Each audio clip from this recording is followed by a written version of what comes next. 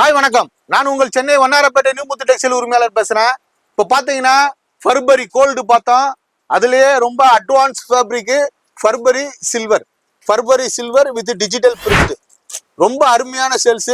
Border பாத்தீங்கன்னா 12 inches இருக்கும். இது பாத்தீங்கன்னா வெறும் 499 ரூபா தான்.